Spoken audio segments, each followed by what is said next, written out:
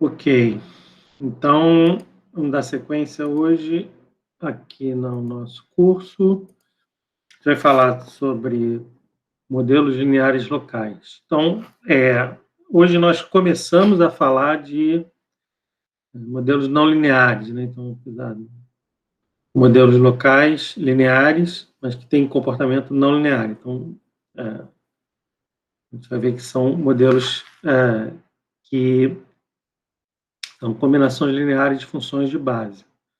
Então, a ideia é entender bem esse conceito de funções de base, como que se faz a aproximação, né, de funções não lineares com funções de base, e apresentar dois tipos de modelos RBF, né, de função de base radial, e modelos de máquina de vetor de suporte, esses últimos que têm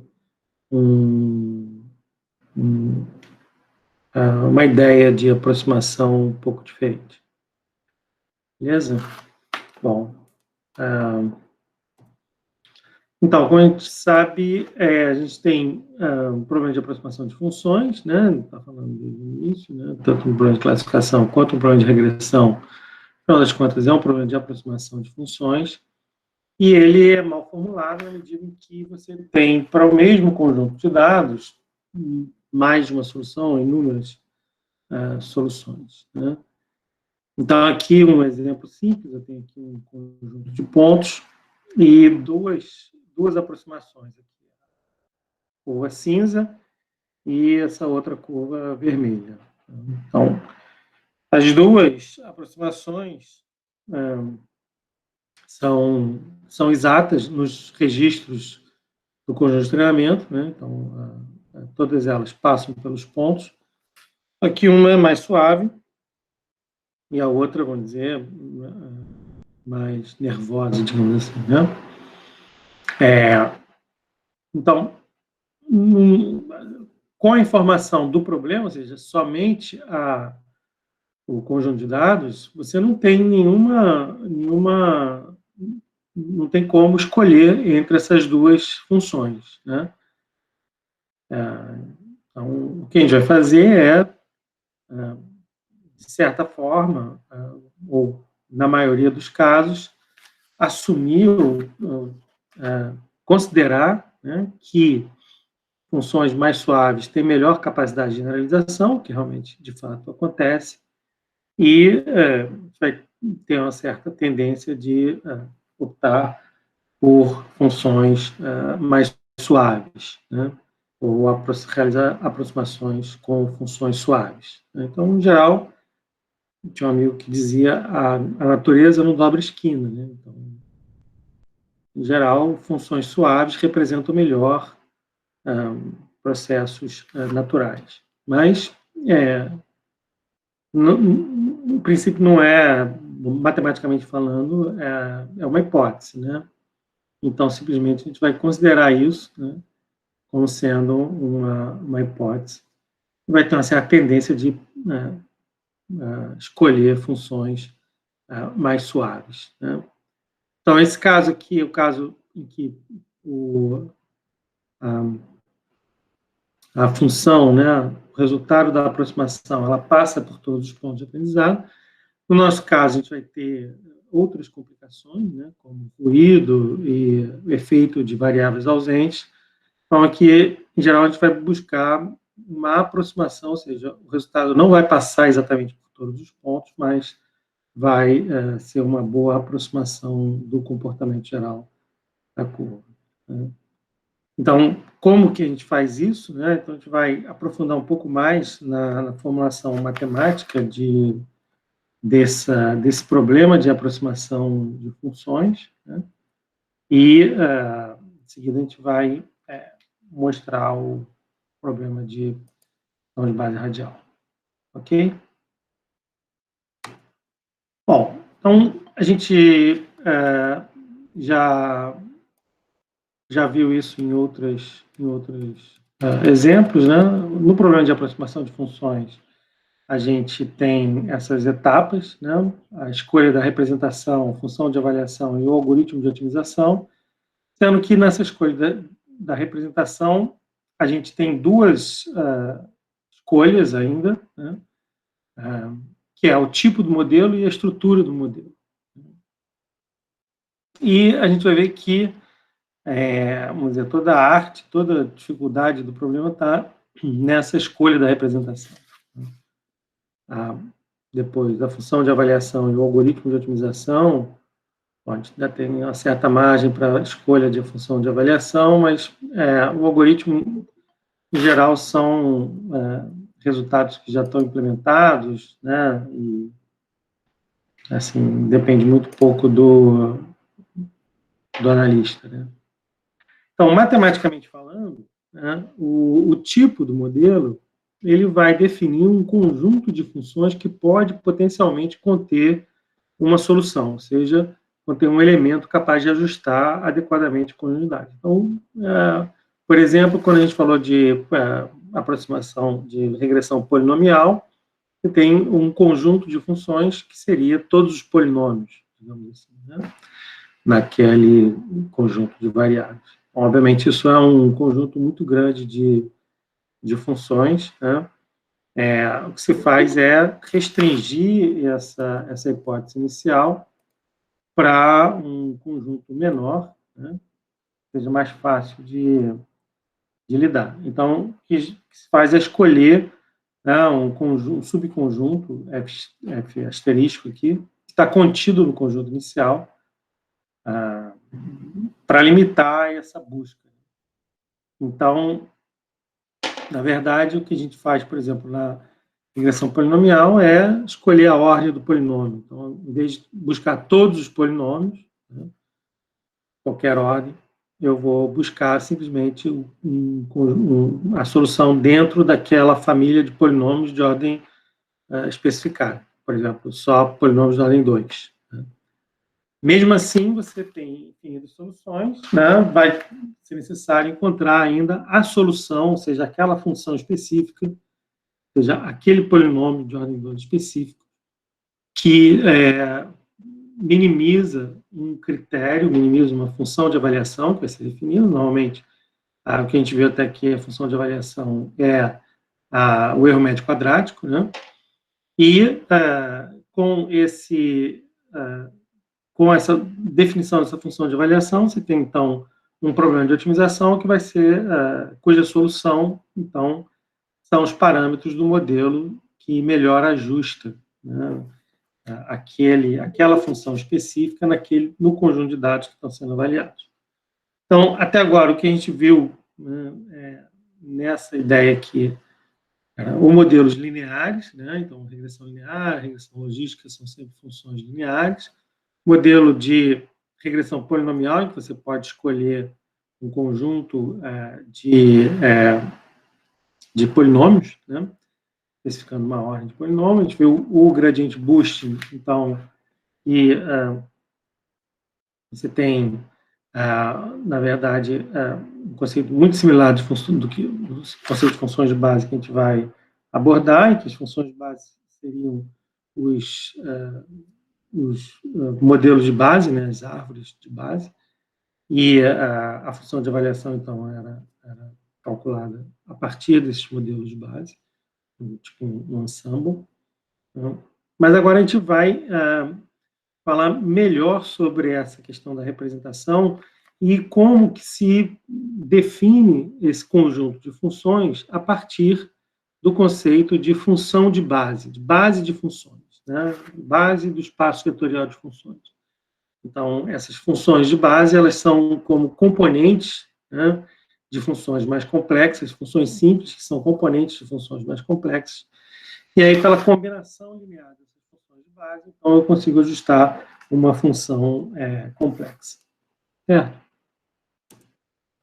Então, falando isso, né, de uma forma mais formal, então, um espaço vetorial de funções, né, de dimensão n, né, definido por uma base, né, um conjunto de funções de base, em que esse conjunto de funções de base vai ser capaz de escrever qualquer função que pertence a esse espaço vetorial de funções como uma combinação linear dessas funções de base. Então, o conceito é muito similar que o conceito da geometria.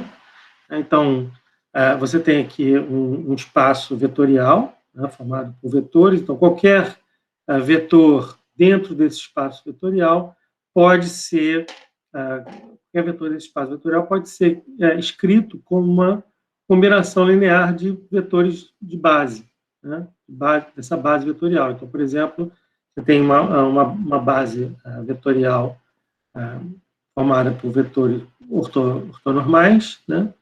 Você consegue, ajustando esses coeficientes, escrever qualquer vetor contido nesse espaço vetorial. Aqui é o mesmo conceito, só que em vez de você ter vetores, tem funções, né, dentro de um domínio específico, né, aqui para a gente é esse x. E aí qualquer função desse domínio pode ser escrito por uma combinação linear de funções de base, em que essa combinação linear é feita através dessas coordenadas, né, que vão multiplicar, cada coordenada delas vai multiplicar uma função de base. Certo? Então, esse vamos dizer, um paralelo entre o conceito de espaço vetorial, né, de espaço vetorial, né, que a gente conhece, geometria, o espaço vetorial de funções, né, em que cada elemento agora é uma função, né, e que cada uma dessas funções pode ser escrito como uma combinação linear de funções de base. Aqui tem um conceito interessante, que é a dimensão desse espaço vetorial, né, essa dimensão n, que a gente está usando aqui como o número de registros de um conjunto de treinamento. Então, um conjunto de treinamento com n registros, você pode definir, então, um espaço vetorial de dimensão n, e aí qualquer função que passe por todos esses n pontos é, então, descrita por esse espaço, por essa combinação linear de funções de base. Certo? Então, dado um conjunto n de pontos, né, qualquer função que gerou esse conjunto n de pontos pode ser escrita como uma combinação linear dessas funções de base. Que o poder descritivo, né, isso aí é muito grande, ou seja, independentemente da distribuição de probabilidade, né, uma amostra de n registros vai ser descrita por um conjunto de n funções de base. Então, um exemplo dado n pontos, você ajusta esse n pontos com erro zero por um polinômio de ordem n. Certo? Ou seja, mais fácil de pensar no polinômio, mas que a gente já vem trabalhando, enfim. O polinômio forma uma base no espaço vetorial de funções. Ok?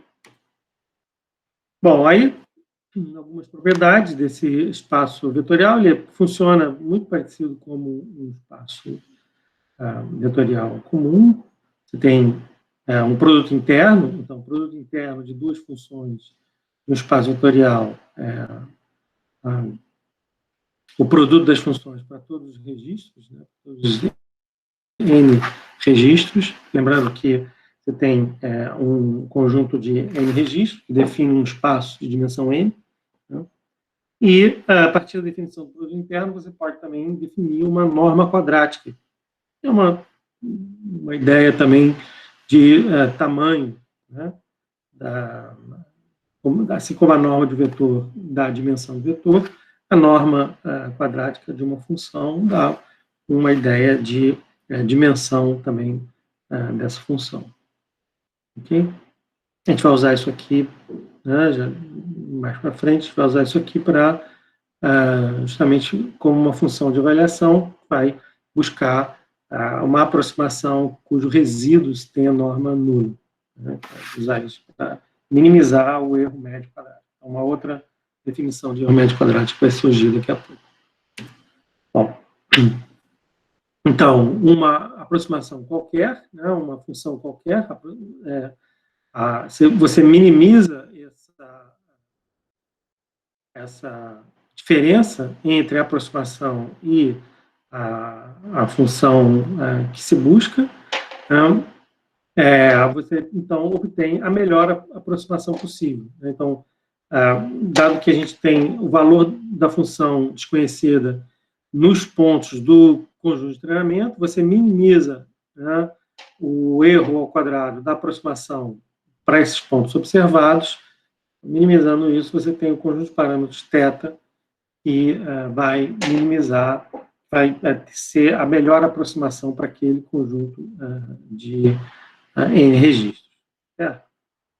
Então, essa solução exata, ou seja, para qualquer amostra de N dimensões, eu vou ter, então, uma aproximação exata, né?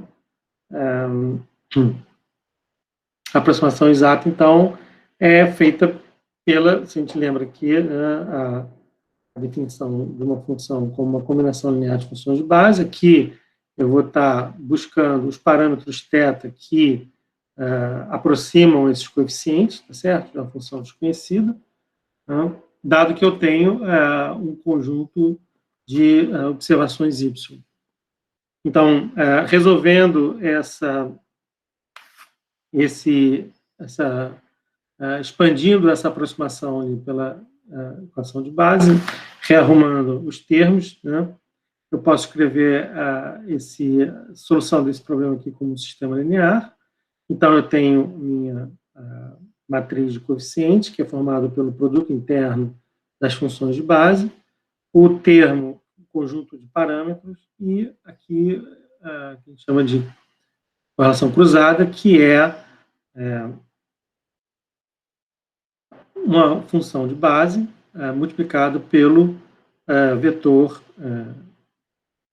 de observações y, ou seja, função de base para todos os registros, né, do conjunto de treinamento, multiplicado pela saída y também para todos os registros do conjunto de treinamento.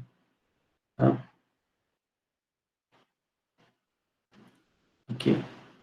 Onde esse símbolo aqui representa o produto interno, que é calculado dessa forma aqui. Beleza? Bom, só que a gente sabe muito bem que essa aproximação exata aqui não é normalmente o que a gente quer, dado que o que a gente busca, a solução que se busca, não é exatamente a solução exata, né, que passe por todos os pontos com erro zero. O que a gente quer é uma aproximação, né,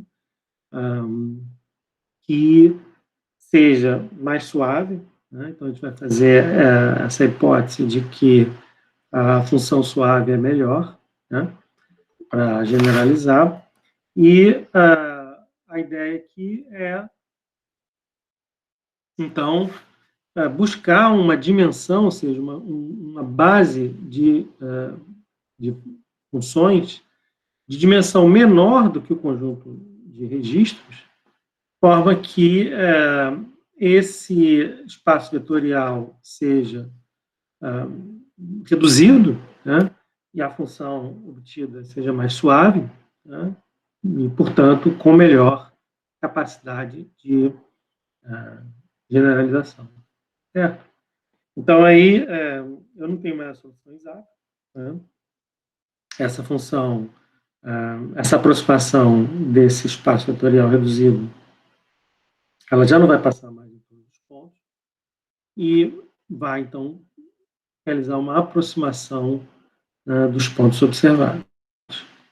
E aí a escolha, justamente, desse número de funções de base passa a ser uma escolha importante, ou seja, é o chamado hiperparâmetro do modelo, né, que vai determinar, que vai ser justamente obtido em função dessa relação de custo-benefício entre a precisão da aproximação e a capacidade de generalização, né, para outros registros.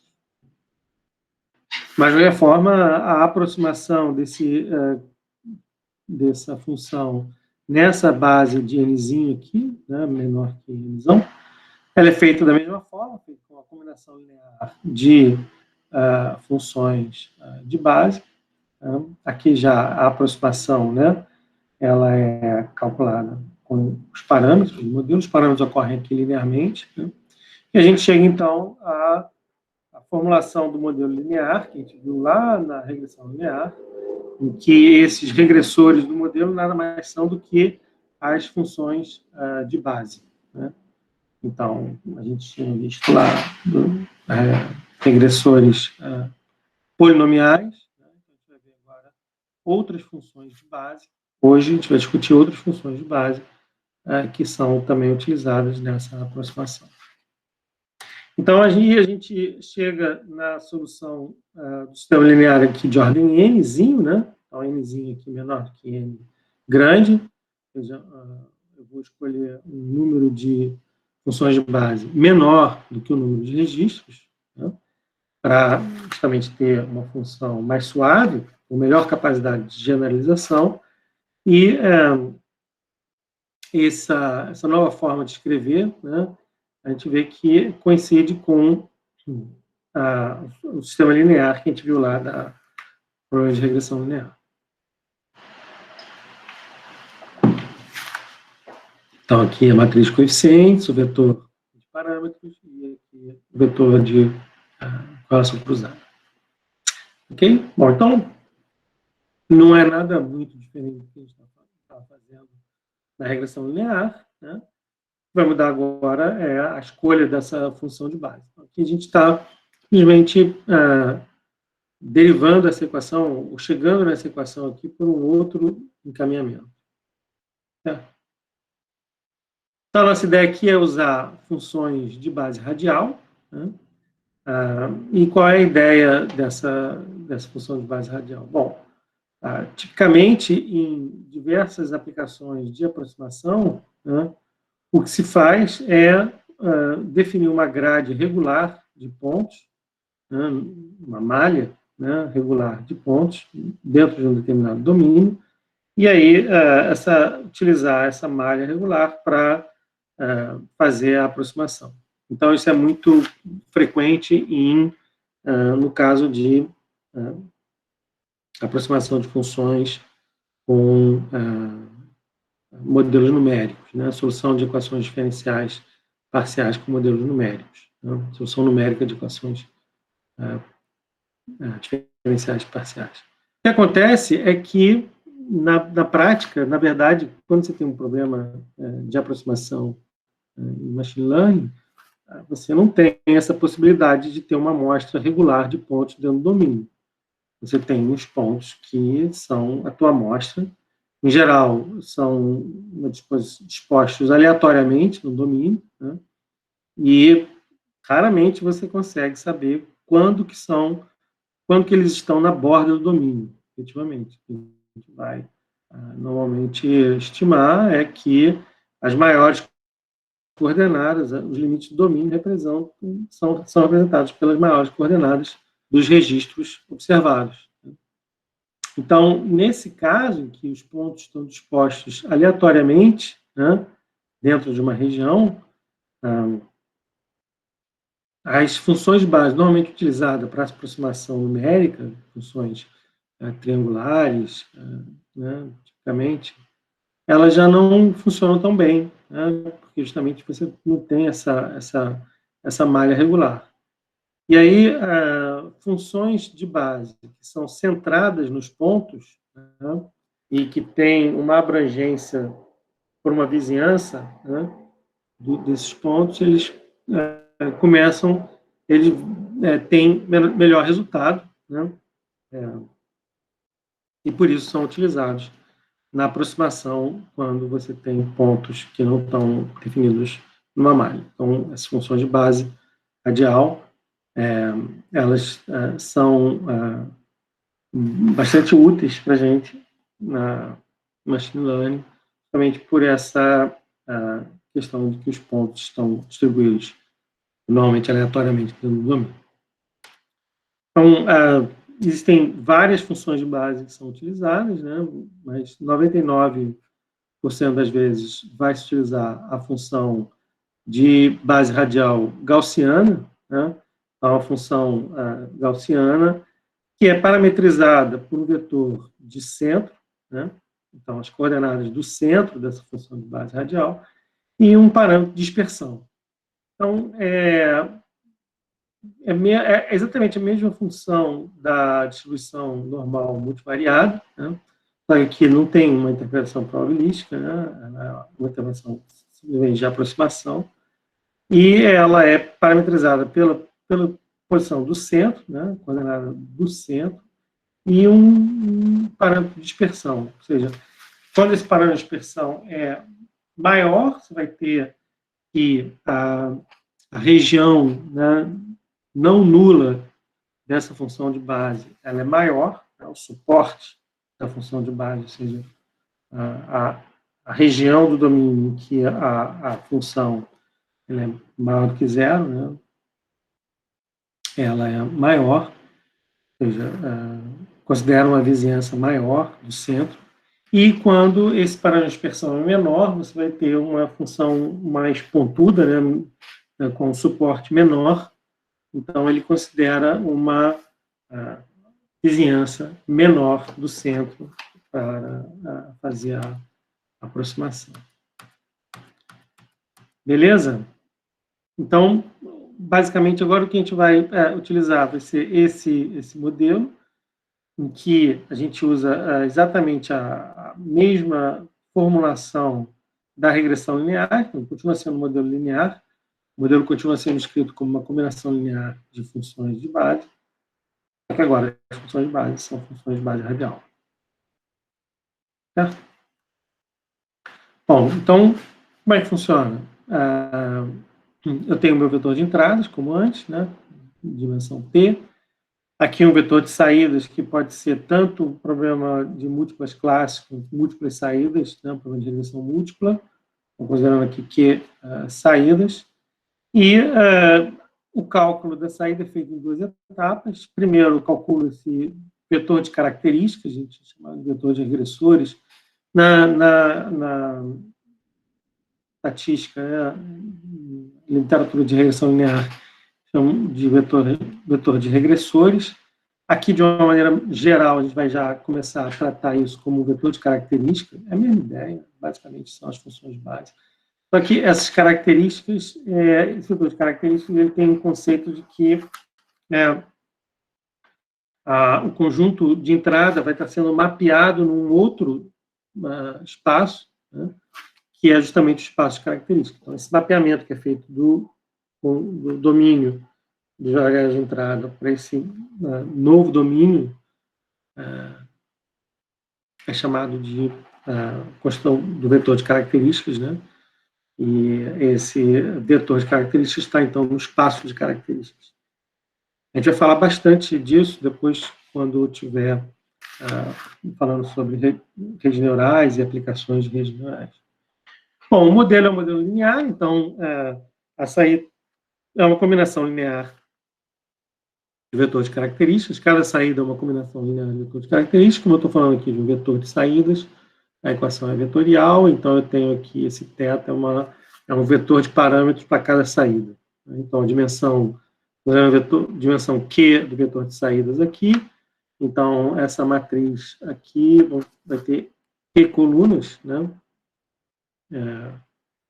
Cada coluna representa, então, um conjunto de parâmetros para cada saída.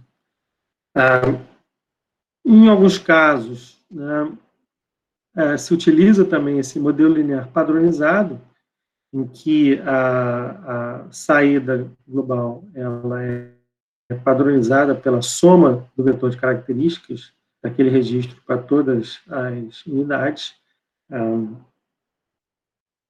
E a ideia aqui é que a gente consiga ter uma informação, consiga fazer pequenas extrapolações, né, na vizinhança fora do domínio em que foi feito a amostra, né? Porque fora do domínio que foi feita a amostra, essas funções de base, que função de base radial, isso vai cair para zero, né? E aí o que vai acabar acontecendo é que fora do domínio essa saída vai tender para zero.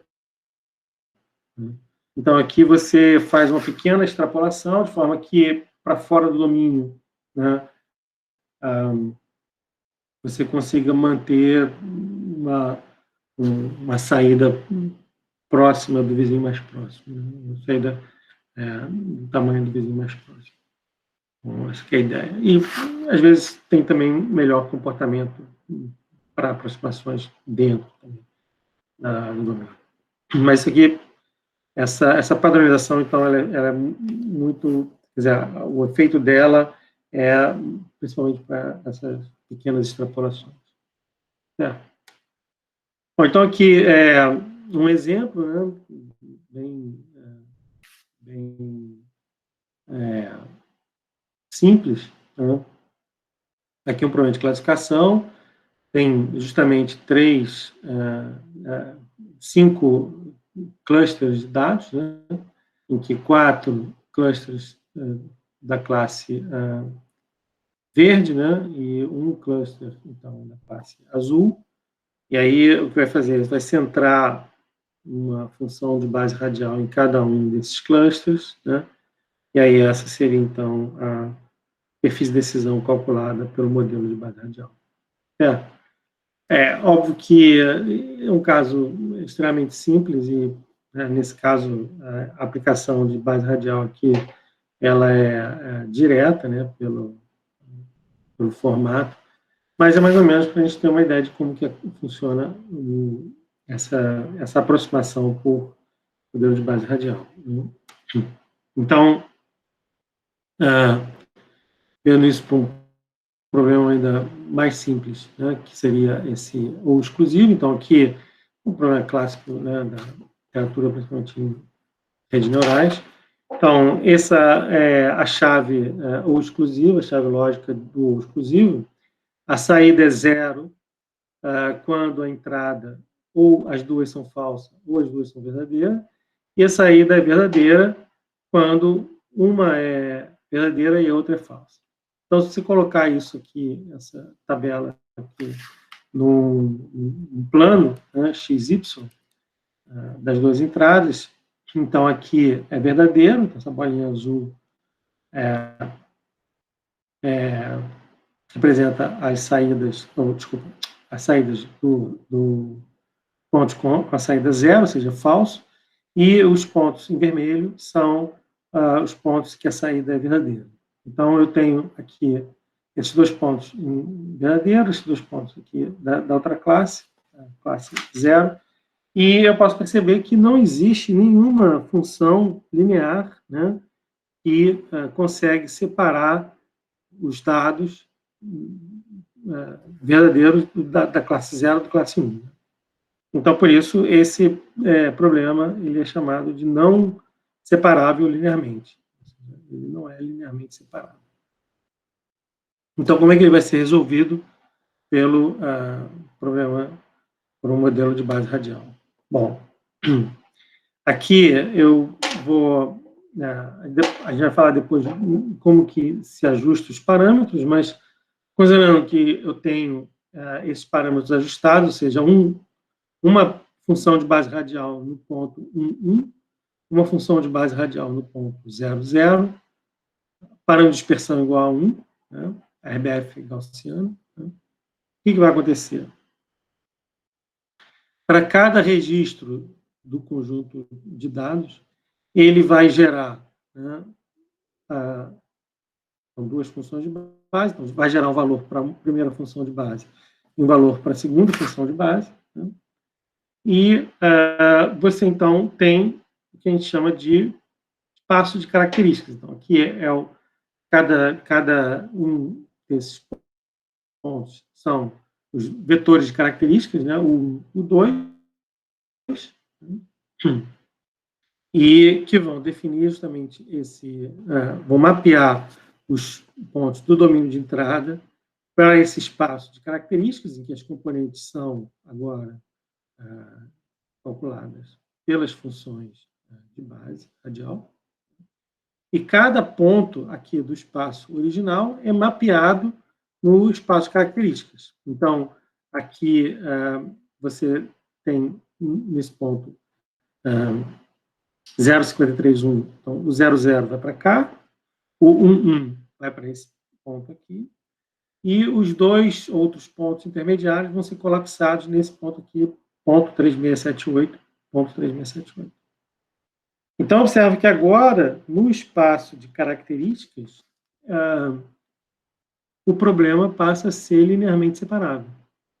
O problema passa a ser linearmente separável. Então, essa entrada aqui do espaço de características, se você colocar numa regressão logística, por exemplo, você vai conseguir separar adequadamente esses dois pontos.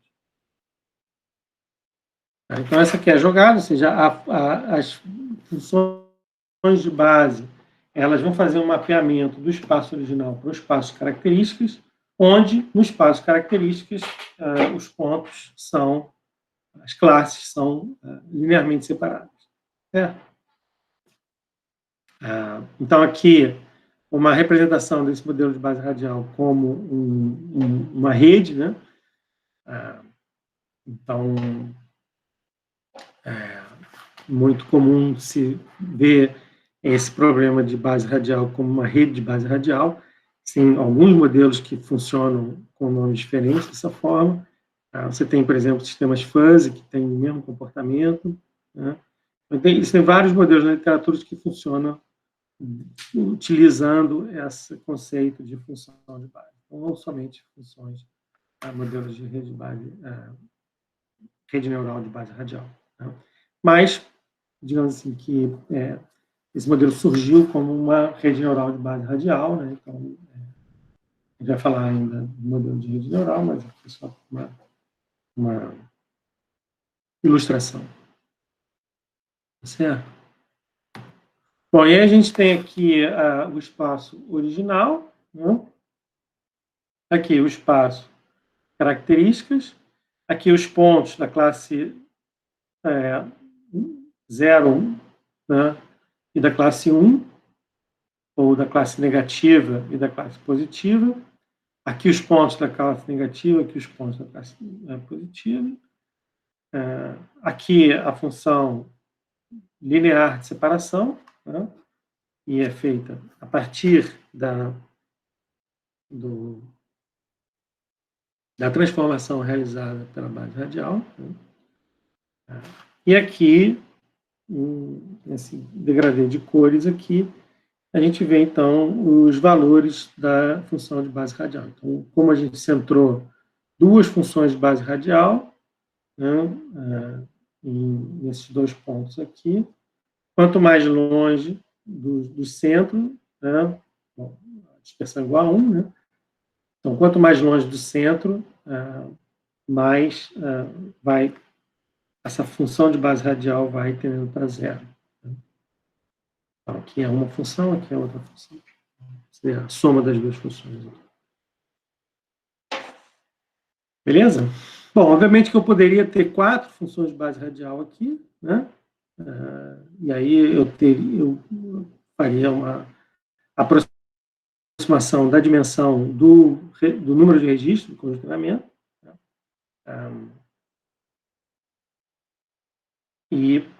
Só que depois eu não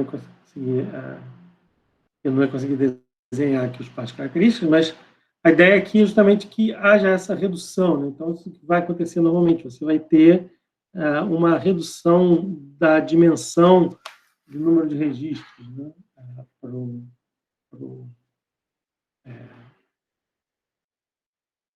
o espaço característico. Ou seja, o espaço característicos, ele, em geral, ele tem a dimensão menor do que o número de registros e, em geral, também uma dimensão maior do que a entrada, porque, veja bem, se você tem uma entrada, se o espaço de características tem uma dimensão menor do que a entrada, você já vai estar fazendo uma redução de dimensionalidade logo aí, né? Ou seja, a capacidade de descrição do espaço original, nesse caso, seria maior, né? Então, já está fazendo uma compactação logo nessa transformação. Então, o que a gente faz normalmente é escolher o número de funções de base radial que é maior do que a entrada e menor do que o número de registros.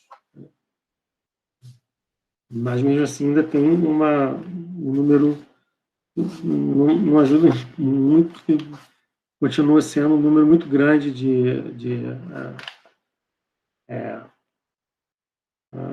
em geral, por exemplo, se tiver 20 entradas e 1.000 registros, entre 20 e 1.000 tem um número muito grande para escolher. Né? A escolha desse hiperparâmetro, então, é crucial para determinação então, da qualidade do modelo e da qualidade da solução desse problema. Ok? Bom, então, a gente tem, finalmente, aqui a visualização dessa transformação para o espaço de características, né? Então, aqui é um caso em que o espaço original é 2 dimensões, o espaço de características é 2 dimensões, então, esse mapeamento aqui vai mapear esses pontos que estão organizados aqui, de alguma forma, no espaço de características, e lá no espaço de características você vai ter, então, eles organizados de tal forma que eles são linearmente separáveis, né? E essa separação linear no espaço de características corresponde a uma separação não linear aqui no espaço original. Certo? A mesma ideia também para a regressão. Uma aproximação linear lá no espaço de características corresponde a uma aproximação não linear no espaço original. Beleza? Dúvidas? Alguma dúvida? Tem algum comentário aí?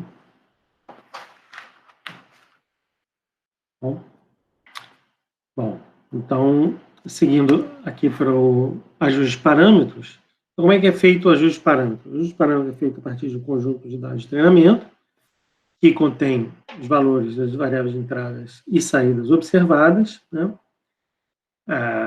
Então, essas saídas observadas podem ser um problema de saídas múltiplas, problema de regressão de saídas múltiplas, né?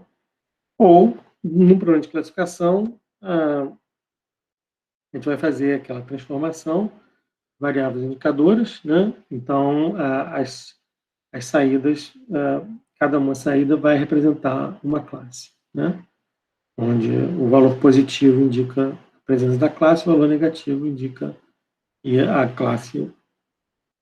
as classes que não estão presentes naquele registro. Certo? Então, normalmente eu tenho uma classe por registro, tem um valor positivo, todos os outros são negativos. Bom, então, considerando modelos de base radial com função de base radial gaussiana, os parâmetros que precisam ser ajustados são parâmetros da função de base, que são os centros e dispersões, e os parâmetros de saída, né, que vão justamente definir, no caso do plano de classificação, né, aquele hiperplano de separação no espaço de características. E vai definir, então, são os parâmetros de saída do modelo de base radial. Então, qual é a ideia aqui? Bom, a gente pode colocar isso tudo no mesmo pacote de otimização e utilizar algum algoritmo de otimização para resolver o problema, por exemplo, o método gradiente, a gente vai falar um pouco melhor mais disso na próxima aula, mas o que se faz normalmente é utilizar uma abordagem híbrida, né? Então, seria uma abordagem, não é a solução exata do problema de otimização completo, porque seria muito mais complexo, né? Esses parâmetros aqui são não lineares, esses parâmetros aqui são lineares, né? Então, o que se faz é uma aproximação desses parâmetros por uma análise de agrupamentos e os parâmetros de dispersão utiliza a distância ao centro mais próximo, né? Ou que determina uma dispersão 0, 1, 1 para todo mundo. A ideia aqui não é exatamente encontrar os agrupamentos, mas colocar os centros, posicionar os centros das funções de base em regiões densamente amostradas dos dados. Então, não é exatamente o problema de agrupamento que nós vimos na aula passada, mas se utiliza algoritmos de agrupamento para fazer o posicionamento desses centros. E os parâmetros de saída de cada classe são ajustados pelo método de mínimos quadrados ou resolver ou pela solução de uma regressão logística. Né? É importante observar que, uma vez feita essa transformação, ou seja, os parâmetros de centro e dispersão da função de base radial, eles são para fazer essa transformação do espaço original no espaço características. Uma vez feita essa transformação, isso aqui é como se fosse outro problema. Você pode resolver esse problema com essas novas entradas utilizando uma regressão logística, por exemplo. Mais ou menos essa ideia, que você resolve o primeiro problema, que é ajuste das funções de base, com agrupamentos e uma heurística aqui para a escolha da dispersão, e um segundo problema, né, para a solução dos mínimos quadrados, por exemplo, discriminante linear, para ajuste dos parâmetros de saída. Né? Bom, uma forma de se resolver esse ajuste de parâmetros dos mínimos quadrados é a formulação de um problema de programação quadrática. Né?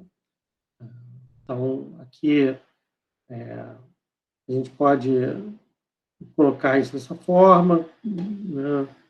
Estimando ali uma regularização, né? Um conjunto de restrições, e de forma que a norma do vetor de parâmetros seja menor do que n, que é o que se esperar, que é a dimensão, né, do espaço, desse espaço de características, certo? Mas a ideia aqui é a gente só guardar essa formulação dos mínimos quadrados pode ser escrita dessa forma, né, para fazer esse paralelo com a máquina de todo suporte que a gente vai discutir daqui a pouco. Beleza? Bom, modelos de base radial são aproximadores universais. Você consegue, então, gerar a superfície de decisão com qualquer complexidade desejada, né? Desde que o número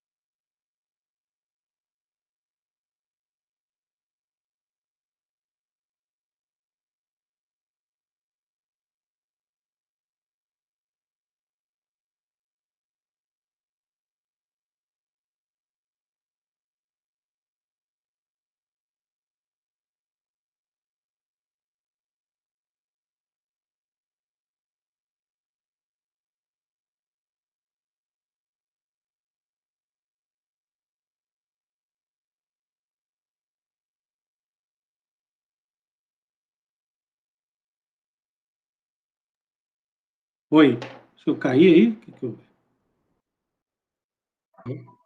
Caiu. Mas perdeu muito tempo? Perdeu muito? Você estava falando sobre a superfície de decisão da rede RBF. Isso. Exatamente. Então, quanto nesse caso aqui, né? Estava nesse slide? Você tem que compartilhar a tela de novo. Ah, ok. Como você saiu.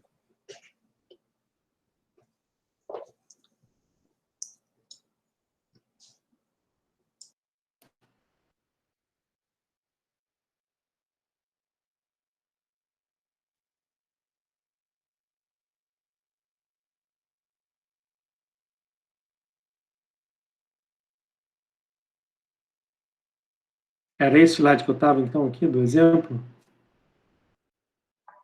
Isso. É. Então, esse exemplo é não é uma função com uma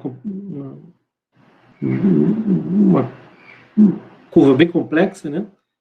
E a gente obtém essa solução com um número suficientemente grande de bases radiais. E aí, a jogada aqui é o seguinte: quanto maior esse parâmetro de dispersão, ou seja, quanto mais gorda as funções de base, mais suave vai ser a aproximação, né? E quanto mais estreitas, quanto menor esse parâmetro de dispersão, maior vamos dizer assim, a curvatura que você consegue fazer com o modelo de base radial. Observa que aqui você tem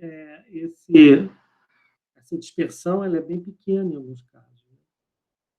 E essas aproximações aqui, esse efeito aqui é justamente o efeito daquela padronização, né? Então, ele vai ter a capacidade de fazer uma certa extrapolação para registros longe, não necessariamente dentro do domínio do conjunto de treinamento, mas para essas funções que são, digamos, com alta curvatura, né? A ideia é que tenha uma dispersão menor. Então, os dois parâmetros que vão ser trabalhados aí é o número de RBFs, né? Os centros, normalmente, são dados pelo resultado do agrupamento, e esse ajuste de dispersão aí vai ser feito para aumentar ou diminuir digamos assim, a curvatura, a complexidade da aproximação. Bom, depois eu falei bias variantes, então quando você aumenta o número de funções de base radial, né, o erro de treinamento reduz, até chegar a zero com um número de bases radiais igual ao número de registros, né, basta centrar cada base radial num registro, mas o erro no conjunto de testes vai aumentar a partir de uma complexidade ideal aqui, e aí a ideia é se buscar essa complexidade ideal, número ideal de funções base, número ideal de os valores ideais de hiperparâmetros, né, através de validação cruzada. Beleza? Alguma dúvida aí?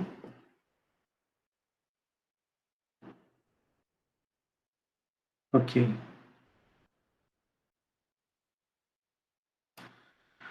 Bom, então vamos seguir agora para máquinas de vetor de suporte. Então, é essencialmente um modelo similar, digamos assim, só que tem uma formulação bastante diferente, né? E aí a gente vai, então, entender essa formulação do problema. Então, lembrando aí o conceito de espaços de características, né? Eu tenho domínio original, né, onde os dados estão registrados, eu faço essa transformação para esses espaços de características. De uma forma, manipulo esse espaço de características contra uma solução do problema no espaço de características, e a solução linear no espaço de características corresponde, então, a uma solução não linear no espaço de dados original. Então, nesse caso, que a gente acabou de ver, os modelos de base radial,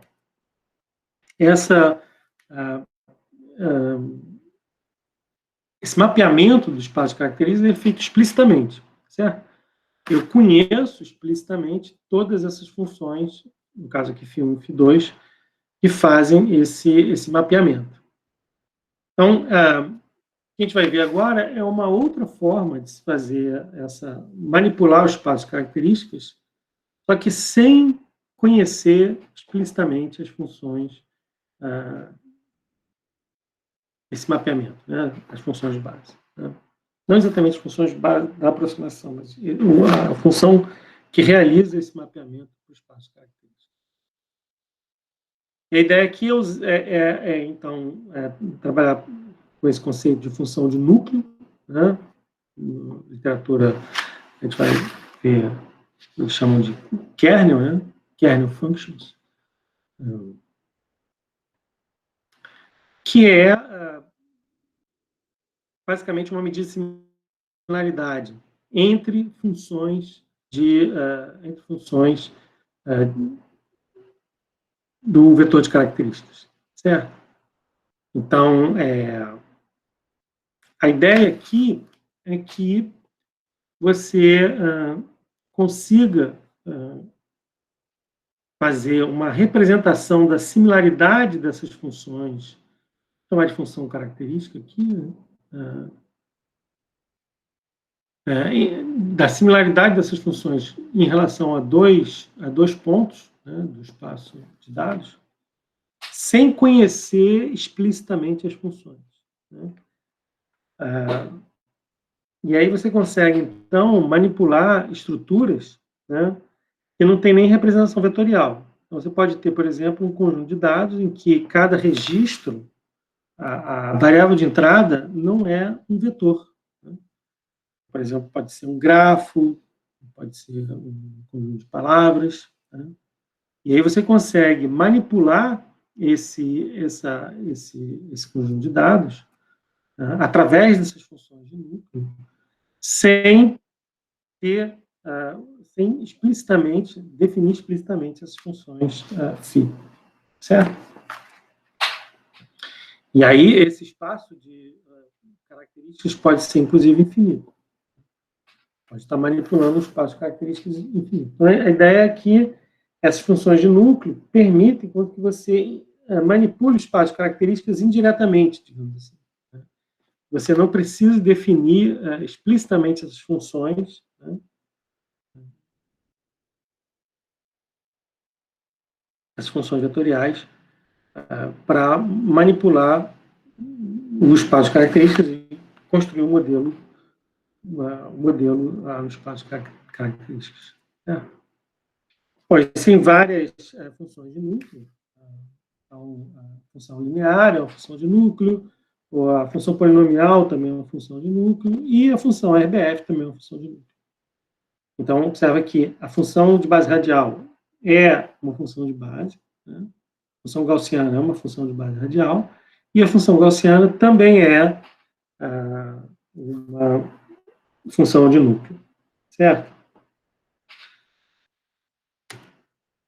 E aí, essa manipulação do espaço de características através de função de núcleo, ela é feita através de uma matriz de similaridades, né? Chamada também de matriz de Gram.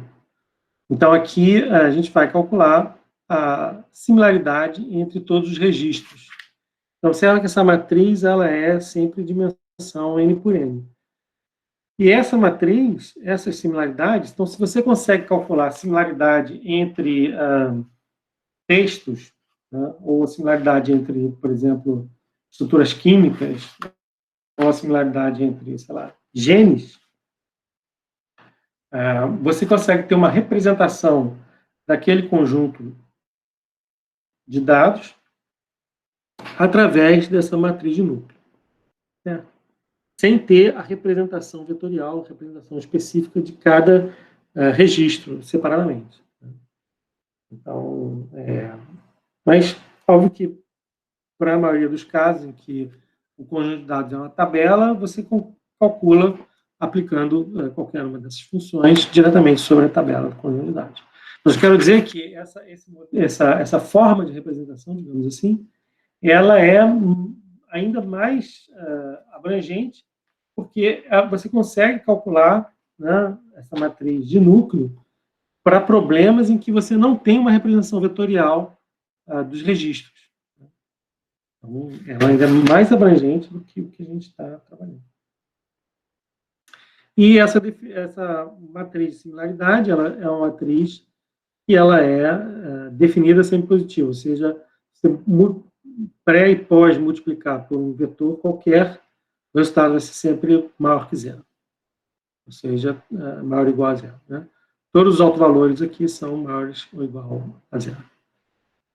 A matriz, toda a matriz simétrica, ela é assim.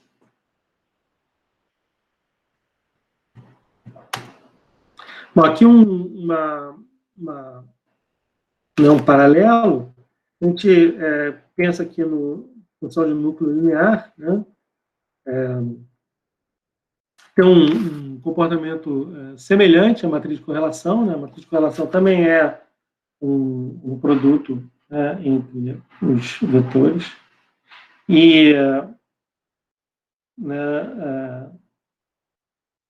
e aí as dimensões podem ser comparáveis a alguns tipos de problemas. Então, por exemplo, esse dataset aqui, Sonar, ele tem 60 variáveis de entrada e 208 registros. Então, a matriz de núcleo tem 208, que é exatamente o data image, né? Tem 208, a dimensão 208, e a matriz de correlação tem dimensão 60.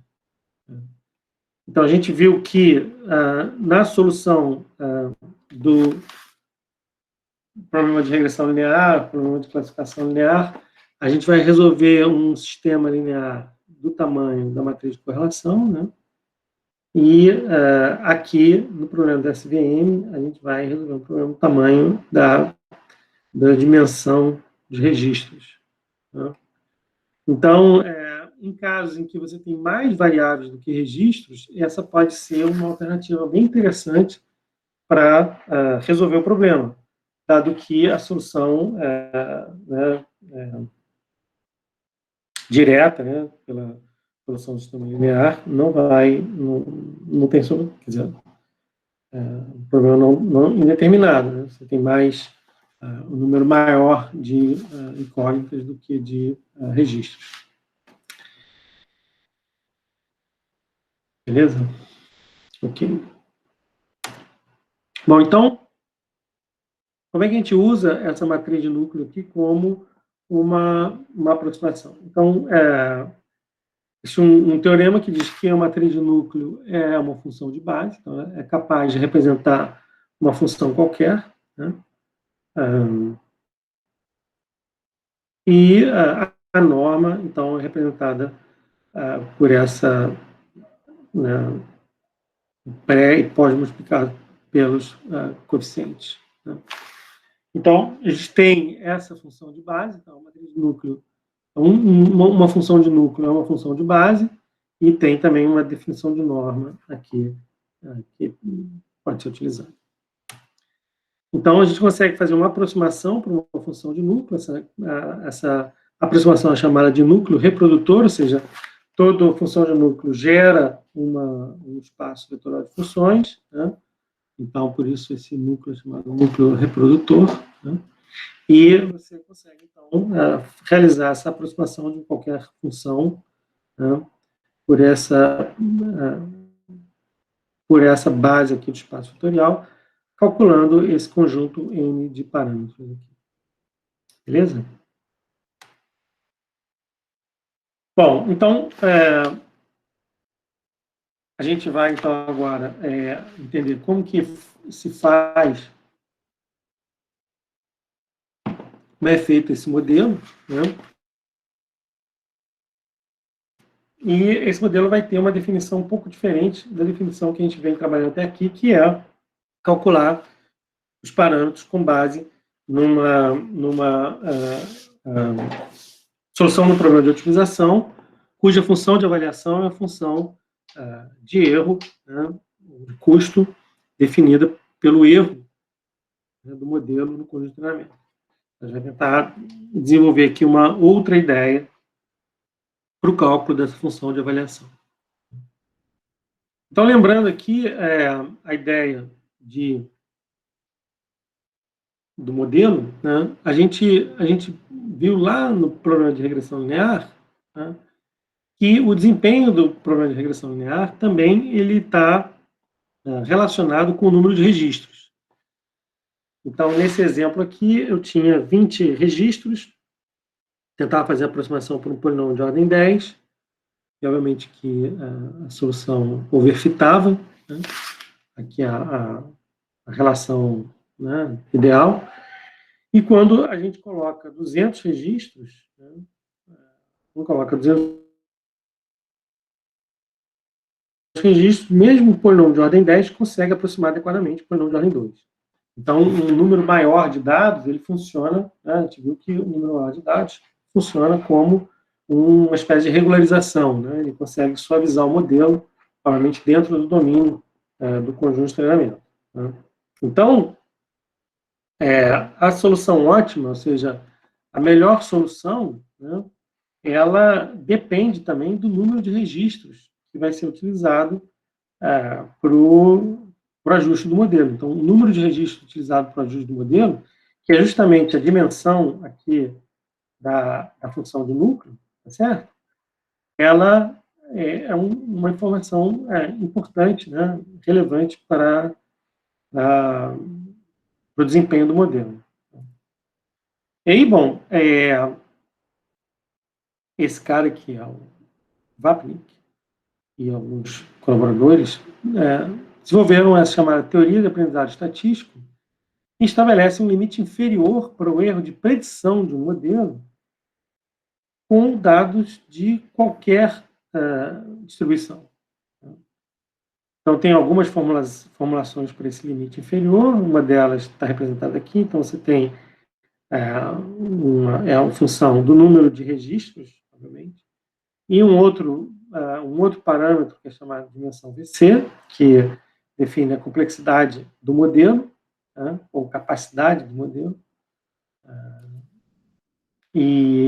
Então, a interpretação é que, para conjunto de dados pequenos, modelos de alta capacidade vão ter um erro muito grande, né, e o erro vai diminuindo na medida que você reduz a complexidade do modelo. Mas o erro também diminui na medida que você aumenta o número do conjunto de dados por ajuste. Né? Então, isso mais ou menos é uma formulação matemática que representa esse efeito, né, o que dimensiona esse efeito, estabelecendo esse limite inferior do erro. E aí a proposta é que se faça, então, o que a gente faz normalmente, né, é fixar uma determinada complexidade, né, o conjunto de dados sempre está fixo, que é o conjunto de registros, né, e minimizar o erro no conjunto de treinamento. O que é proposto aqui é uma abordagem diferente, então, de fazer a minimização do erro, do risco estrutural, ou seja, do erro devido à complexidade do modelo. Ou seja, dado que você quer atingir um determinado objetivo de precisão no modelo, qual é o menor modelo que representa isso? Né? Então, a ideia é ajustar, justamente, fazer o ajuste de parâmetros, escolhendo, então, um modelo de menor capacidade capaz de resolver o problema. Então, qual é a ideia? Né? Se a gente consegue separar o erro total entre o erro devido à complexidade do modelo, que eu vou chamar de erro estrutural, e o erro devido ao erro de treinamento, né, o erro produzido no conjunto de dados de treinamento, que é chamado de erro risco empírico, o que a gente vai perceber é que, na medida que você aumenta a complexidade do modelo, a parcela do erro devido à complexidade passa a ser mais importante, de forma que o erro global aumenta, que é o que a gente vê naquele gráfico de bias e variância que eu mostrei aqui. Né? Então, na medida que você aumenta a complexidade, o erro no conjunto de teste, que seria o erro total, né? Aumenta, enquanto que o erro no conjunto de treinamento diminui. Então, mais ou menos essa mesma ideia, sendo que aqui é o erro total, né, que seria o erro no conjunto de teste. Então, tem uma parcela que é devido à complexidade do modelo, e uma parcela devido que é o erro no conjunto de treinamento. Então, a ideia aqui é se buscar famílias alinhadas, né, de complexidade e escolher a complexidade ótima aqui, que vai ter o menor valor da soma dessas duas componentes, do erro empírico e do erro devido à complexidade. Certo? Então, é daí que surge essa ideia de margem de separação, né, do modelo de SVM, máquina de vetor de suporte, de forma que ele vai fazer um paralelo entre essa complexidade do modelo e essa margem de separação aqui definida no problema de classificação. Então, qual é a ideia? A ideia é que a margem de separação, então, é a distância entre a superfície de decisão e o ponto mais próximo, né? Certo? Então, aqui pega a distância, né, desses dois pontos, e aqui vai estar a superfície de separação. E essa margem aqui, nesse caso, é maior do que essa aqui. Então, observa que essas duas soluções têm erro zero no conjunto de treinamento. Né? Aqui eu estou falando do conjunto de treinamento, duas dimensões, classe azul e classe vermelha, né? Que é classe positiva e que é classe negativa. Então, o que ele diz aqui, essa solução aqui é melhor do que essa, né? Porque nesse caso aqui a margem é maior. E aí, bom, uma das explicações para isso é que esses pontos aqui estão definidos aleatoriamente, então um ponto de teste ele pode cair aqui, onde está o cursor, que vai ser classificado corretamente, mas esse mesmo ponto, se for colocado aqui, já vai ser classificado incorretamente, tá certo? Então, essa margem aqui, ela consegue generalizar melhor para outros pontos que não foram vistos no condicionamento. Mesma coisa, um ponto negativo, se cair aqui, vai continuar sendo classificado corretamente, se cair aqui, né, no caso aqui, se cair aqui, já vai sair do conjunto, já vai ser classificado incorretamente. Certo? Então, a gente conseguiu uma forma de maximizar essa margem, né? A gente vai ter, então, um modelo com melhor capacidade de generalização. E aí, o que você vê que essa margem aqui é proporcional a esse vetor normal, a esse plano, né, de separação. Então, minimizando esse vetor normal, a gente obtém, então, a maior margem. Então, a gente vai utilizar essa ideia de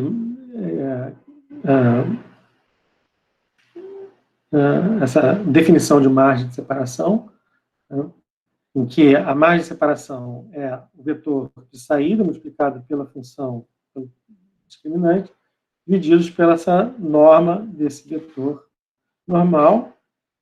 E aí a gente vai minimizar essa norma, ou seja, minimizando essa norma, você maximiza a margem, né, de forma que, mantendo essa escala constante, que é chamado de hiperplano canônico, em que a margem é sempre 1 sobre W. Né? Então, porque, obviamente, que, né, se você muda essa escala, mudando a escala, né, das variáveis, você poderia, então, ter diferentes soluções de margem. Então, para que o problema fique fixo, a gente tem que manter essa escala fixa, de forma que a margem de separação vai ser sempre 1 sobre o vetor normal. Né? Essa é uma padronização, digamos assim, do problema. E aí, então, minimizando a norma vetor normal do hiperplano de separação, a gente tem a maximização da margem. Beleza? Então, essa função discriminante, ela é calculada dessa forma. Então, W, então, são os parâmetros do modelo, ou seja, o vetor normal ao plano, né? São exatamente os parâmetros do modelo que a gente está buscando, e a superfície é uma superfície linear, né, em relação a esse plano de separação. E aí, a gente imagina que você está buscando, né, esse plano, né, melhor inclinação, a melhor posição desse vetor normal. Então, tem um plano aqui, né?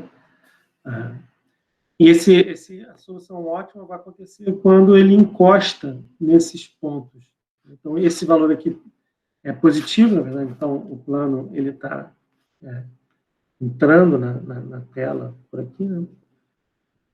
Nesse valor aqui é negativo. Então, o hiperplano de separação está por baixo do plano XY. Nessa parte, então, o positivo ele está por cima do plano XY. Aqui todos os pontos valem 1, aqui todos os pontos valem menos 1. Então, quando esse plano encosta ali no menos 1 na parte de baixo, encosta no mais 1 na parte de cima, então a gente tem a solução ótima, em que são chamados vetores de suporte.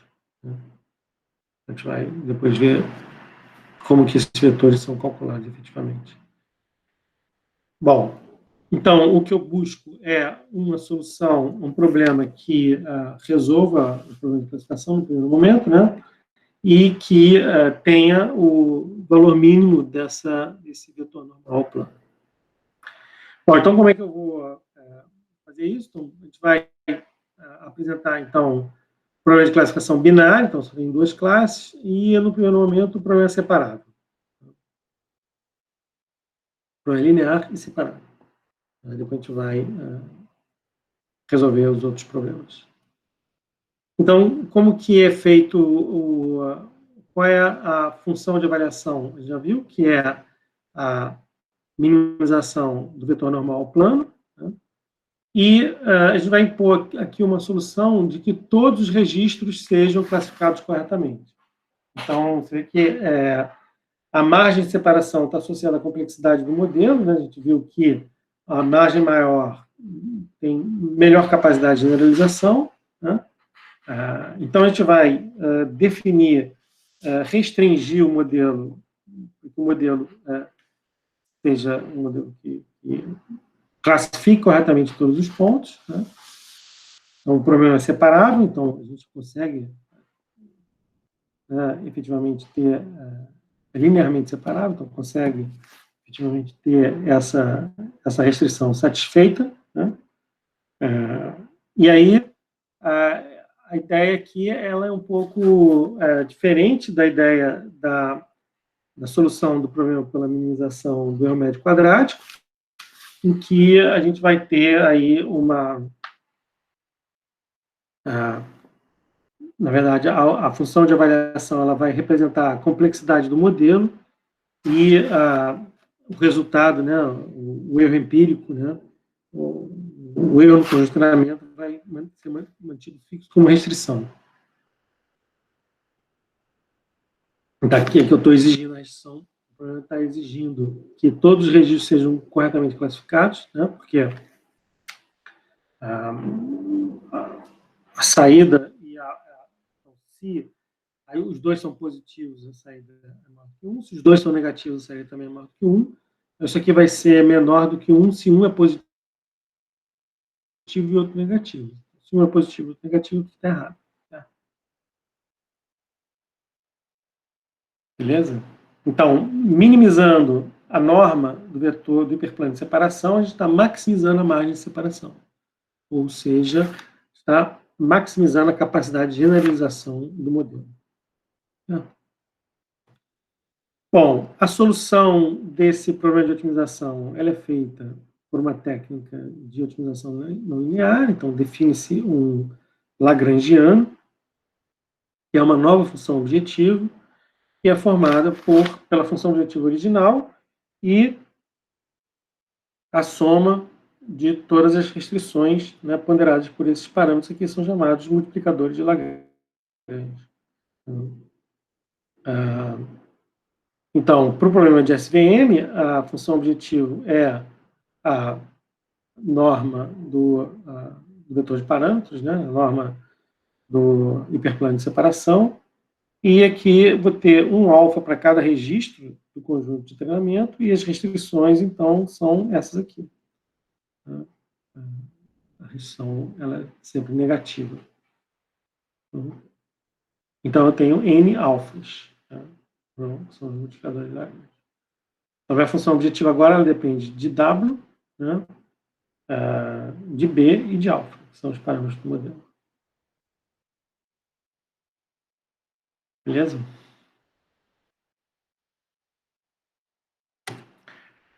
Bom, a solução é feita por essas condições chamadas condições de Cantucker. Calcula-se a derivada em relação a W, derivada em relação a B, igual a tudo a zero. E a gente, a partir dos multiplicadores de Lagrange, a gente consegue calcular, então, a direção normal ao plano. Então, na verdade, tudo fica em torno de se determinar esses multiplicadores de Lagrange. Então, a gente vai ter a definição de um problema dual, né, em que agora esse lagrangiano ele é totalmente escrito em função apenas dos multiplicadores de Lagrange. Então, é digamos, essa encaminhamento da solução do problema de otimização, ela é um encaminhamento padrão de otimização. E aí o que acaba acontecendo é que esses multiplicadores de Lagrange, eles vão, quando eles são maior que zero, eles indicam quais são as restrições que estão ativas. Né? E eles valem zero para todas as restrições que são inativas. Certo? Então, na solução, os multiplicadores de Lagrange que são positivos vão identificar os vetores de suporte. E todos os outros multiplicadores de Lagrange vão ser zero. E aí a solução da função discriminante é calculada como uma combinação linear aqui apenas dos pontos em que o vetor, dos pontos de vetor de suporte. Então, por isso que é chamado, esse classificador é chamado máquina, um classificador de vetor de suporte.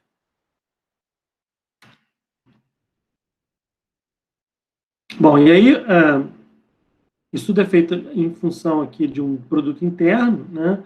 Nessa formulação aparece aqui o produto interno entre dois registros do conjunto de treinamento, e substituindo esse produto interno por uma função de núcleo, a gente consegue, então, um SVM não linear. Então, essa aqui é a expressão, a gente viu aqui a expressão do SVM linear, né? Substituindo o produto interno, ou seja, que seria a função de núcleo linear, por uma função de núcleo não linear, a gente tem, então, o SVM não linear. Certo? Então, aqui, várias opções de função de núcleo. Normalmente se usa bastante a função gaussiana, chamada de núcleo RBF. Né? Em alguns casos, também essa tangente hiperbólica, mas se usa frequentemente essa função gaussiana. Bom, então, escrevendo esse problema dual de maneira... com essa notação vetorial, a gente tem, então, um problema de programação quadrática, muito similar àquele que a gente viu lá para a solução da modelo de base radial, né? Só que agora as restrições são um pouco diferentes. Né? A gente está... acho que não vale a pena entrar em detalhes aqui do problema de otimização, a ideia é a gente entender aqui o conceito. Né?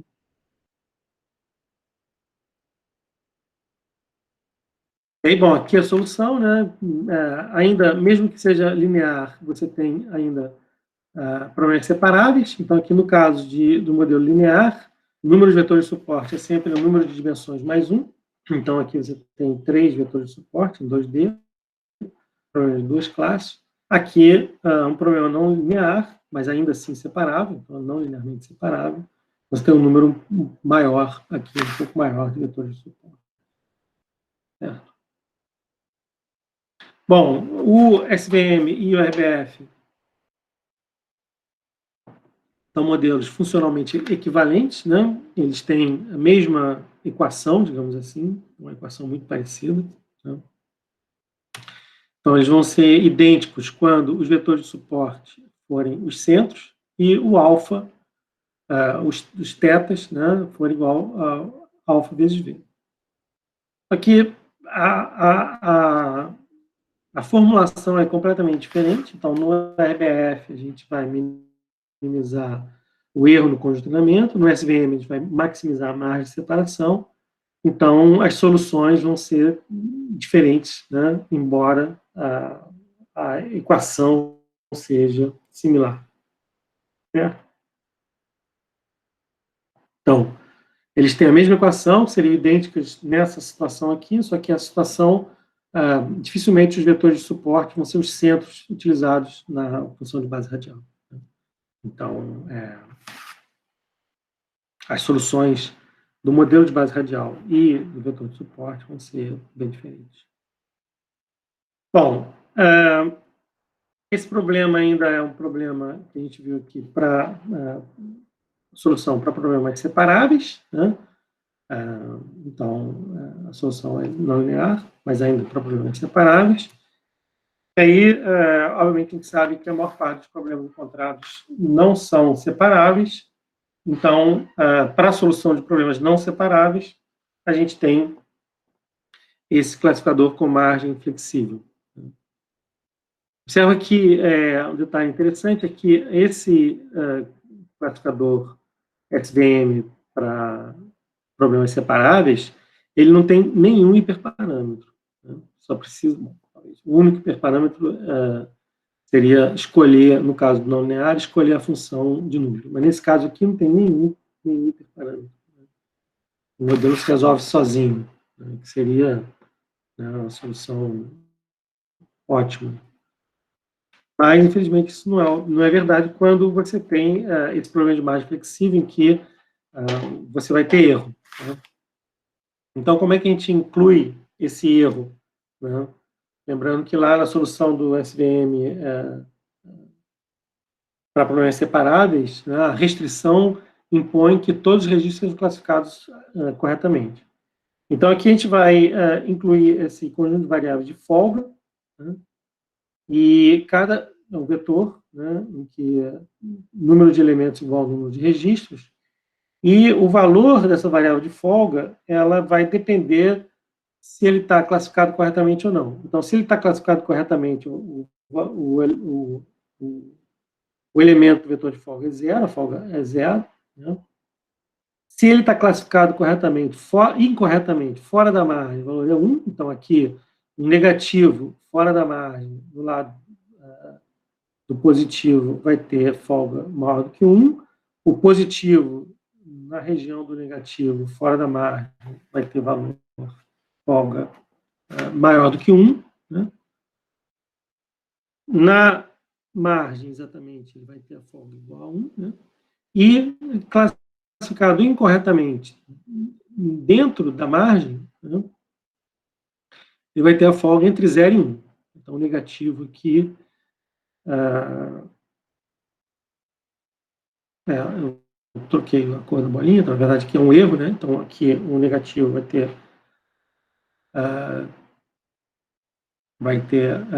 a folga entre 0 e 1, tá certo? Aqui tem que fazer esse desenho aqui. Essa bolinha aqui, ela é vermelha e essa bolinha aqui é azul. Né? A de folga, ela vale 0 para todos os registros classificados corretamente. Então, essa aqui, se fosse bolinha azul, seria 0. Ok.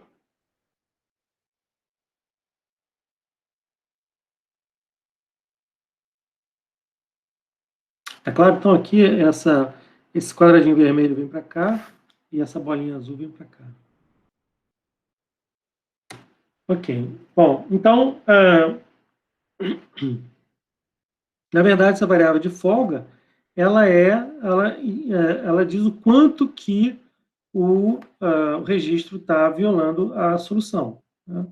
Então, ela vale 0, né, se o cara está classificado corretamente, e vai ser maior do que 0 na medida em que o erro fique maior. Então, ela é o valor máximo entre 0 e o resíduo, né? Mais ou menos o resíduo, né? Dependendo se a classe é positiva ou negativa, né? Então, mais ou menos é como se fosse uma restrição flexível, né? Ou seja, quanto mais errado, maior o valor da folga, né? Quando ele está certo, a folga é 0, e quanto mais errado, né, maior o valor da folga.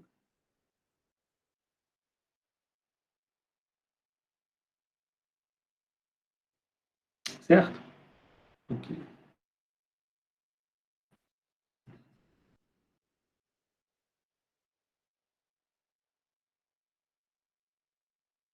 Ok, então isso aqui a gente já tinha falado.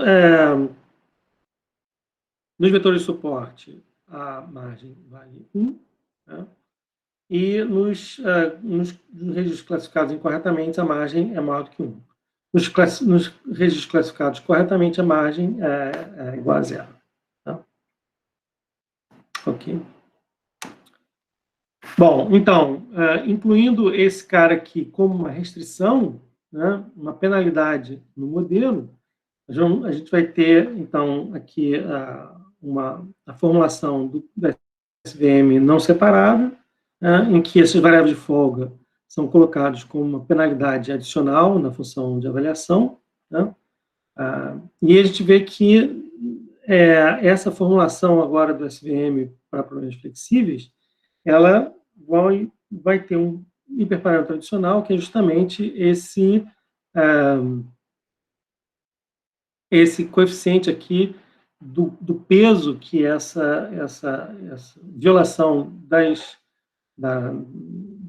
variáveis de folga vai ter na solução global. Então, é interessante que existem algumas formulações por causa do SVM. Então, essa formulação usa a folga ao quadrado, em que essa folga aqui ao quadrado é exatamente o resíduo, né? E essa formulação aqui do SVM não separável, ela é muito similar com o erro médio quadrático regularizado, né? Em que aqui a penalidade é sobre, a gente minimiza o resíduo com a penalidade sobre a norma do vetor de parâmetros. Aqui se minimiza a norma do vetor de parâmetros com a penalidade sobre o resíduo. Então, digamos assim, existe uma dualidade nessas duas formulações, com uma formulação bastante equivalente, né, nos dois casos. Então, esse parâmetro normalmente é o que eles chamam de CSVM, né? Esse parâmetro lambda é o parâmetro de regularização, né? Então, ele tem o sentido inverso da regularização pela regularização ticonômica, né? A solução é feita justamente por aquela mesmo encaminhamento, só que agora o lagrangiano, na formulação dual, ele vai ser a matriz de núcleo mais essa componente aqui, né? E aí aqui a gente tem um exemplo da solução, como que a solução ocorre, né, variando-se esse parâmetro de regularização. Então, bom, isso aqui é um problema separável. Quando você tem esse parâmetro pequeno, né, o lambda sobre n igual a 10, você tem a solução similar à solução, né, do SVM, digamos, para problemas separáveis. Na medida que você vai aumentando o número, e aí o número de vetores de suporte é mínimo, na medida que você vai aumentando o valor de lambda, né, vai havendo aí uma suavização dessa solução e também, né, consequentemente, um aumento do número de vetores de suporte. Então, quando o lambda é mínimo, significa que a regularização é máxima. Quando o lambda é máximo, significa que a regularização é mínima. Certo? Então, a ideia é se obter esse parâmetro para ajustar, então, a suavidade do modelo. É óbvio que em casos de não separáveis, né, esse lambda nunca vai poder ser zero, né, porque ele não existe solução, né, em problemas não separáveis. Né. Mas quanto menor o lambda, né, a regularização não vai poder ser zero, esse lambda não vai poder ser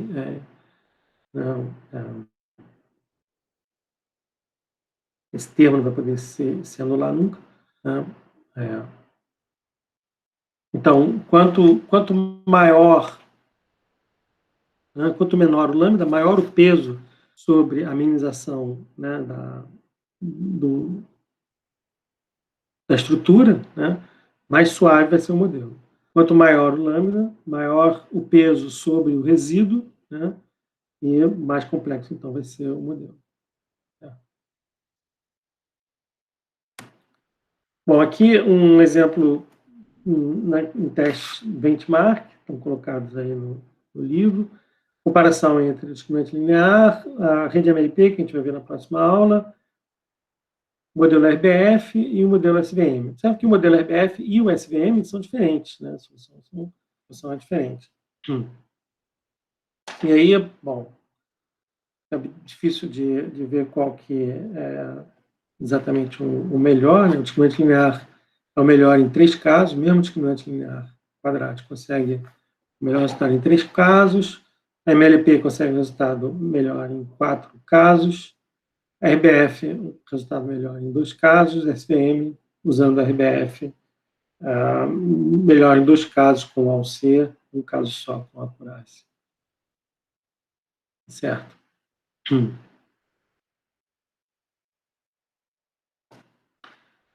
Bom, essa área de vetores de suporte, métodos baseados em núcleo, ela é muito extensa, né?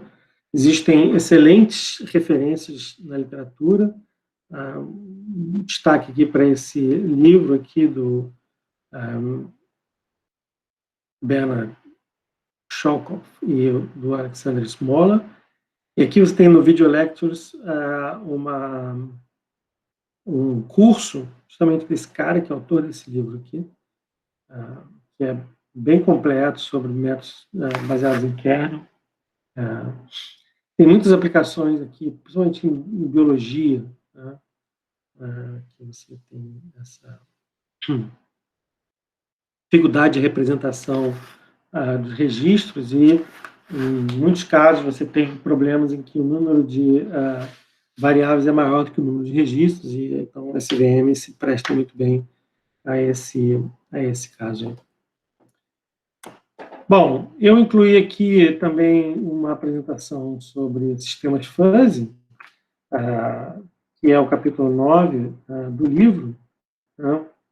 E, bom, deixa eu passar aqui muito rapidamente. Na verdade, o modelo de sistemas fuzzy é parecido com modelos de base radial, né? Só que a diferença é que você tem uma interpretação do conjunto de cada função de base através de conjuntos fuzzy, né? E representam, né, a informação imprecisa através de uma função de pertinência. Então, na verdade, você vai ter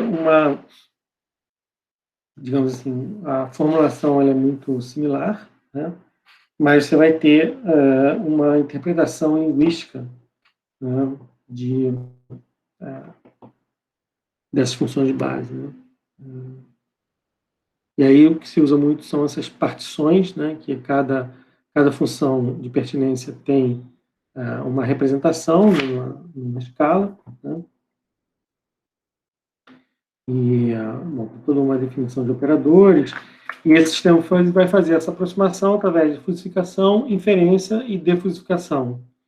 E a gente apresenta aqui alguns tipos de modelos diferentes, O mais conhecido é o Mandani e o Sugeno, TSK. Né? A diferença é que o Mandani tem conjuntos fuzzy na saída e o modelo de Sugeno tem valores constantes na saída. Né? Aí a gente apresenta uma variação, que são esses sistemas simbólicos, em que você consegue ponderar a base de regras. Né? Aqui, dois exemplos. Então, você tem as regras aqui para classificação. Se aqui, né, x1 pequeno e grande, x2 pequeno e grande. Então, x1 pequeno e x2 grande, então, é C2. Né? Então, aqui,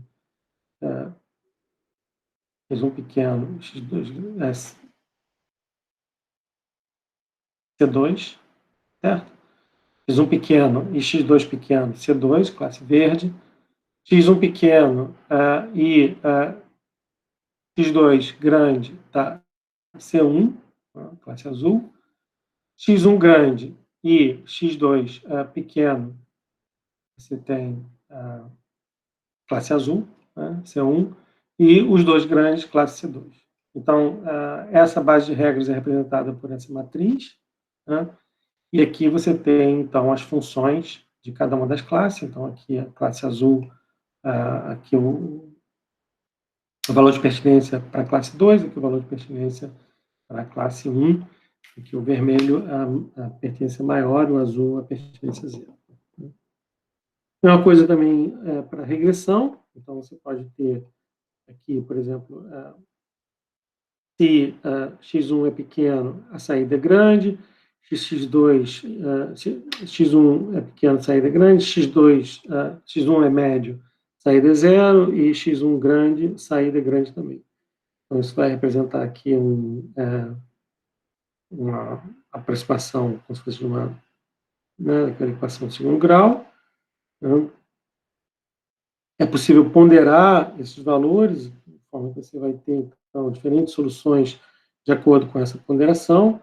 Aqui, a mesma coisa para o modelo 4, que é a solução ao contrário. Então, mudando a base, esses parâmetros da base de regras, é possível ter uma variedade de modelos contínuos, né? Podem, então, depois ser otimizados. Ele tem duas implementações, dois tipos de modelos que são utilizados. Esse pattern matching, que é muito parecido com o classificador bayesiano simples, mas um modelo para cada variável, depois agrega todos os modelos para ter a saída final. Né? O conjunto de parâmetros é calculado por uma aproximação direta da probabilidade, então, um cálculo da frequência, né? Que aproxima a distribuição de cada classe para cada variável. Né? Aqui um exemplo, né, partição triangular, 5 conjuntos fuzzy, né, então você tem essa superfície de decisão aqui. E aqui esse algoritmo nos testes benchmark, então ele é muito parecido com o bayesiano, só que ele não faz hipótese sobre a distribuição, ele vai fazer uma aproximação da distribuição, e obviamente essa aproximação vai ser melhor de acordo com o número de funções de pertinência utilizadas em cada variável. Então, aqui para 5, para 7 ou para 9. Mas observa que, se você considerar o melhor resultado entre 5, 7 e 9, ele sempre vai ter um bom resultado. Sendo que o 9 aqui tem o melhor resultado, para a maior parte dos modelos. E depois você tem o sistema fuzzy multidimensional. Então, aqui eu resolvo um problema para cada variável, independentemente. Então, eu ainda continuo ainda com a representação e a função de pertinência unidimensional. Aqui eu utilizo, então, a função de pertinência multidimensional, como a função gaussiana, prejudica um pouco a interpretação, mas ele é ajustado da mesma forma que o modelo RBF, na verdade é exatamente o modelo RBF. E aqui um exemplo, 25 regras, ou seja, 25 funções de base radial, ele faz a aproximação desse problema aqui no linear. Aqui é a mesma coisa, a gente vai aumentando o número de funções de base, você vai conseguir É sempre um modelo mais complexo. Aqui a solução do teste benchmark, em duas opções aqui de cálculo de modelos, né? Comparando aqui com o pattern matching e o Bayesiano simples. Aqui esse multidimensional, ele consegue ainda ser melhor do que o pattern matching. Bom, beleza? Então, por hoje é isso. Espero que não tenha caído de novo. Bom.